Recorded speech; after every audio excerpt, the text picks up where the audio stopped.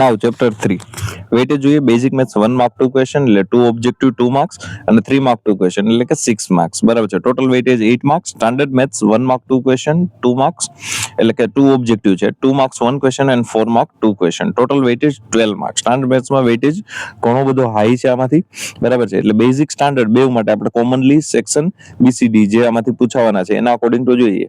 Normally આની first exercise છે એમાં ગ્રાફિકલ મેથડ છે, નોર્મલી પૂછાતી નથી અત્યાર સુધી, મેજોરિટી આમાંથી ક્વેશ્ચન નથી.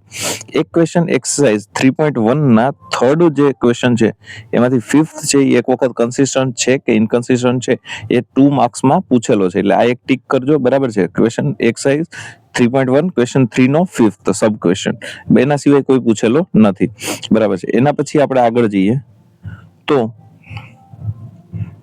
એક્ઝામ્પલ 6 આપણી લાસ્ટ જે એક્ઝામ હતી જૂન 2025 એમાં પૂછેલો છે, બરાબર છે. એટલે આ એક ટીક કરજો. એના પછી એક્સરસાઇઝ 3.2 ઇમ્પોર્ટન્ટ, આમાંથી એક કોન્સન્ટ્રેટ કરજો. સબસ્ટિટ્યુશન મેથડ અને એલિમિનેશન મેથડ તમને બેવ આવડવી જોઈએ કમ્પલસરી. બોર્ડ સેપરેટલી નામથી મેથડ પૂછે છે કે ભાઈ solve this question by substitution method or solve this question by elimination method, બરાબર છે. આનો એક્સરસાઇઝ 3.2 માં ફર્સ્ટ ક્વેશ્ચનમાં 6 સબ ક્વેશ્ચન છે, એનો એક ફોર્થ મોસ્ટ ઇમ્પોર્ટન્ટ ક્વેશ્ચન છે, બરાબર છે. માર્ચ 2022 માં પૂછેલો છે. ફિફ્થ સેમ વસ્તુ માર્ચ 2022 માં પૂછેલો છે અને 6 જે છે એ જૂન 2024 માં પૂછેલો છે. હા, ઘણા સ્ટુડન્ટને એવો ડાઉટ હશે કે સર બે ક્વેશ્ચન કન્ટિન્યુ માર્ચ 2022 માં કેવી રીતે પૂછેલા છે, તો એવું બને એક સ્ટાન્ડર્ડમાં પૂછ્યો, એક બેઝિકમાં પૂછ્યો, બરાબર છે. એટલે ignore it. Second question most IMP, બરાબર છે. આ ક્વેશ્ચન વિધાઉટ આ ક્વેશ્ચન સોલ્વિંગ તમે બોર્ડ એક્ઝામ દેવા ના જઈ શકો. એઝ ઇટ ઇઝ ક્વેશ્ચન જૂન 2020, જૂન 2022, 21, જૂન 2022 અને માર્ચ 2024 4 વખત એઝ ઇટ ઇઝ પૂછ્યો છે. માર્ચ 2025 માં જે સેકન્ડ ઇક્વેશન છે એને 2 થી ડિવાઈડ કરીને પછી સિમ્પ્લિફાઈ કરીને ઓલરેડી આપેલી હતી, એટલે ટોટલ 5 વખત ક્વેશ્ચન પૂછેલો છે. મોસ્ટ ઇમ્પોર્ટન્ટ ક્વેશ્ચન, બરાબર છે.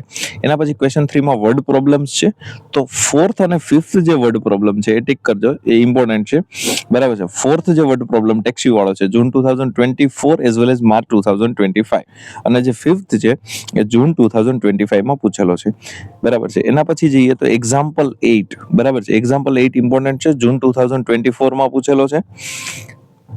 એના પછી આપણે આગળ જઈએ તો એક્ઝામ્પલ 10, બરાબર છે. સમ ઓફ ડિજિટ વાળો લાસ્ટ યર માર્ચ 2025 ની એક્ઝામમાં હતો.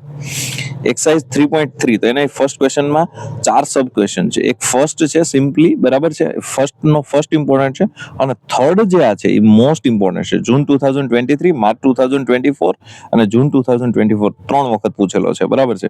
પછી સેકન્ડ ક્વેશ્ચનમાં વર્ડ પ્રોબ્લેમ છે, તો એમાં એક જે આ સેકન્ડ ક્વેશ્ચન છે, બરાબર છે, નૂરી અને સોનુ વાળો, એ ક્વેશ્ચન માર્ચ 2022 અને જૂન 2023 બેમાં પૂછેલો છે. ખાલી આ લોકોએ શું કર્યું હતું, નૂરી અને સોનુ જે છે એના નામ ચેન્જ કરી દીધા હતા, બરાબર છે. પૂજા અને જયશ્રી કરી દીધા હતા એક વખત ભાવિક અને ઋતિક કરી દીધા હતા, બરાબર છે. એટલે નામ ચેન્જ કરે છે, ક્વેશ્ચન એઝ ઇટ ઇઝ રહેશે, બરાબર છે. થર્ડ જે સમ ઓફ ડિજિટ્સ છે એ ઇમ્પોર્ટન્ટ છે, માર્ચ 2024 માં પૂછેલો છે, બરાબર છે.